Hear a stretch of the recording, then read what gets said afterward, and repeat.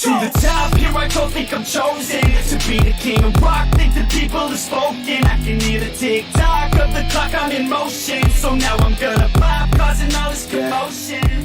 Hey everybody, welcome back to the channel here, and my name is Eric Hopkins, and this is my good buddy Brandon. And if you're finding us for the very first time, please click that like and subscribe button, and don't forget to hit that notification bell so you get all the notifications about when we put up new content right here on this channel. This is Mike's Wrestling Fun Facts and Trivia, and moving forward, we've kind of decided that we're no longer going to be keeping score on this little trivia game we've got going on here. We're just going to be doing it for fun each and every single week here.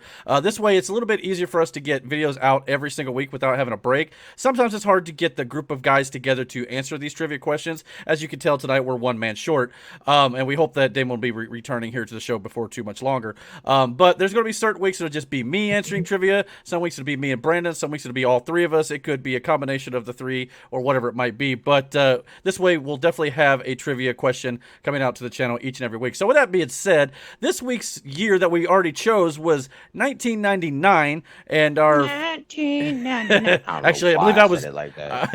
I believe that was 1994 is the name of the song. Never mind, I'm not having this conversation. no, you're fine. But isn't it you who chose 1999? I think a couple weeks ago. Well, yeah, the last show we had. It was? Yeah, he's like, yeah, he's all excited now. But and since we're not keeping scores, we could just have a little more fun, a little bit more laid back, and just enjoy trying to answer these questions and having a good time. So with that being said, our fun facts and wrestling trivia guru, Mike, has sent in a new video for 1999 with a trivia question for us. So we're going to watch that real quick and react to it and hopefully get some right answers here. So here we go.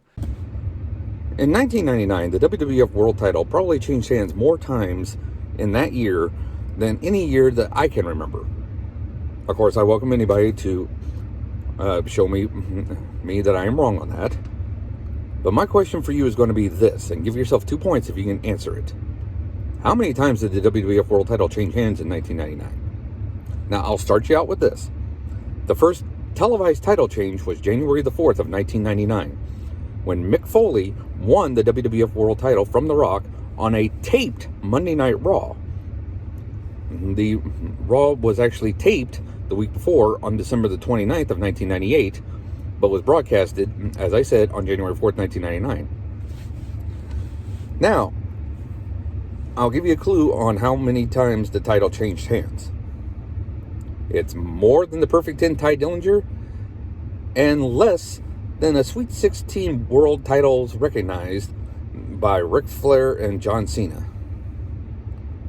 Now, I also want you to answer me this. You remember January 4th, 1999, also was when Tony Schiavone, under the orders of Eric Bischoff, made a big mistake by actually letting the fans at home know that Raw was taped and that Mick Foley was going to become the world champion. The hope, of course, was that people would not want to watch the guy that was Cactus Jack in WCW win the world championship in the other company. Schiavone, obviously, again, under the orders of Eric Bischoff, decided to throw in the line, that'll put some butts in the seats.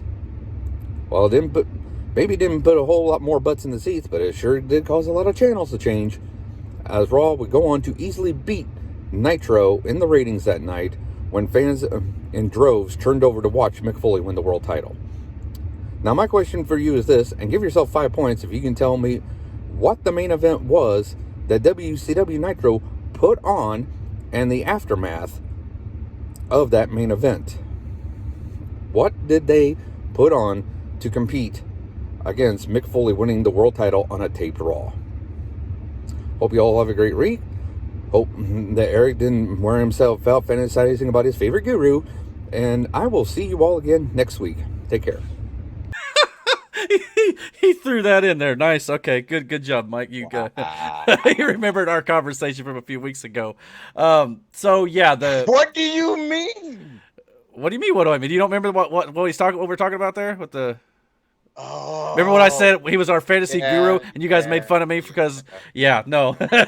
So if you want to, know what we're talking about here, go check out our last trivia segment where I accidentally called him the fantasy guru instead of our wrestling fun facts and trivia guru, which we like to call him around here. But so Hold the on, question. before we do this, Well, I we're have already to say this. Yeah, go ahead. I know. Okay. I have to say this. Mhm. Mike looks like in this the video here. He looks like Teen Wolf when he's half transformed.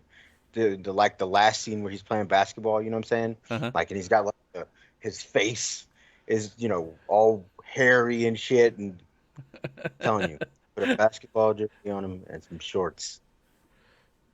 Teen Wolf. Mike, I don't mean no disrespect. I'm just saying. Hey, he wears a lot of basketball jerseys. Last time, He does. That's right. And he's hairy as he's a Wolf fan.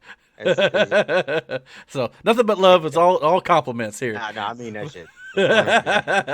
But yeah, so the trivia question was, in 1999, the World Championship changed hands multiple times in WWE. 10, but less than 16. Right.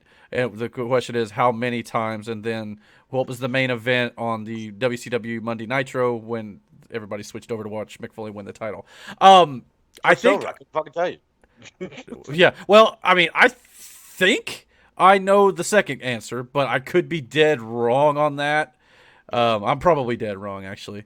I know I am, but I'm going to throw it out there. Okay. I'll take a shot in the dark when it comes. I mean, this is going to be a total guess when it comes to the amount of times the title was changed hands. I'll split it right down the middle-ish, and I'll say 14. It's my birthday, so 14th. I'll say that too. I'll say 12, just to be different. Just say 12, just to be different? Okay. And as for the main event, it went up against Mick Foley's world title, which was a great... I'm going to say something with Goldberg and NWO. Fucking don't know. Or was that the finger poke of doom? That's what I think it was, the finger poke of doom. Now, I could be... Because for some reason I remember that when everybody switched over, and of course, WWE started to win the ratings war after that, that for whatever reason, the finger poke of doom was also involved around that time. Now, maybe that may have been a pay-per-view. I don't remember.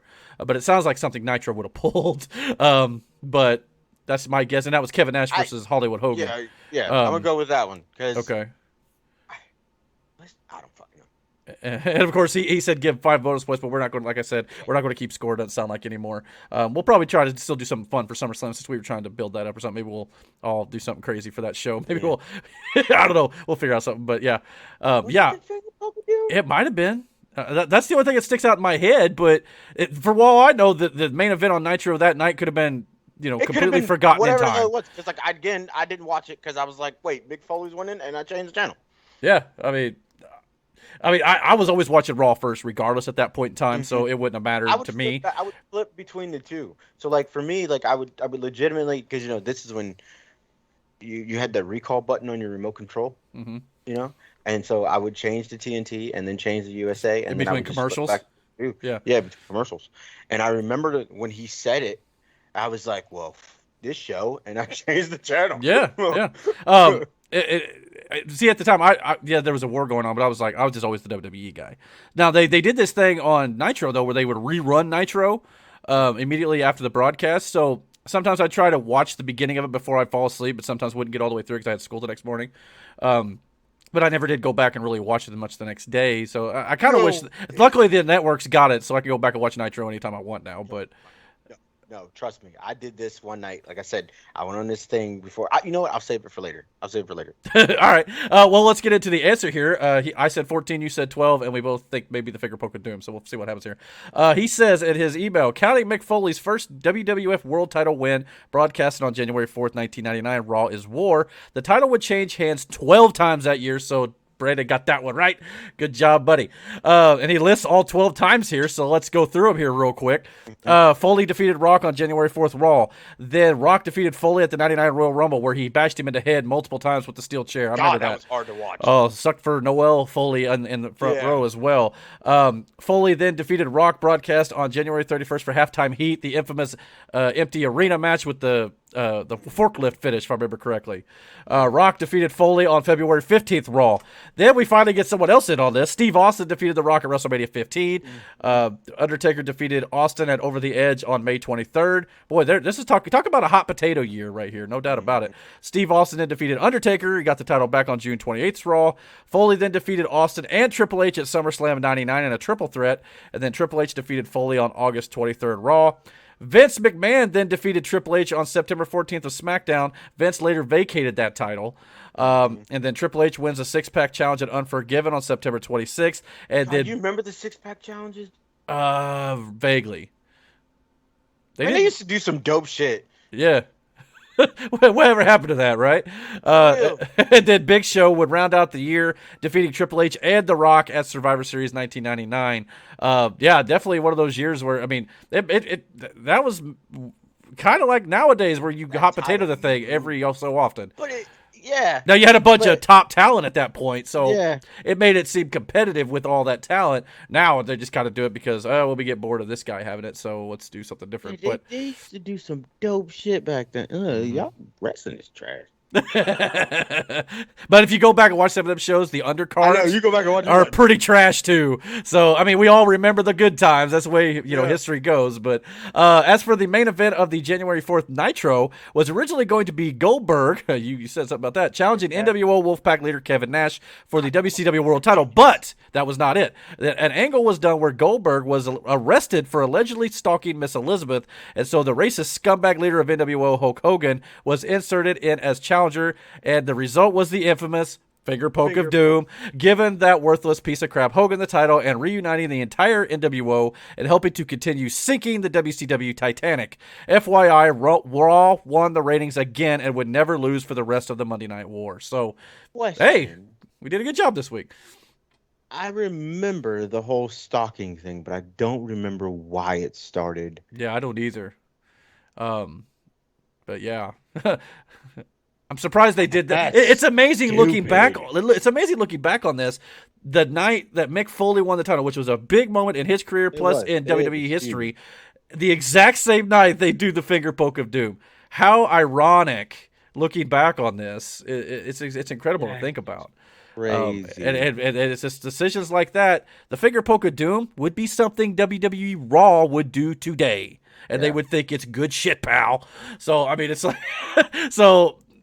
They can mock this all they want on WWE television, but they've done some stuff that's equivalent to this. I mean, maybe they haven't done the actual finger poke yet, but we've done some stuff that's on par with it. But every wrestling promotion has done the finger poke of doom at some point. It's like that one thing that, especially as a heel. Well, now it's like a joke. Yeah. Because of WCW doing it. But WCW, they thought it was a joke too, but they thought it was actually going to work. I don't know why. It didn't work. Maybe in their minds, and they got a good laugh out of it. But looking back on it, that's one of the reasons they fell. So that's crazy. Yeah.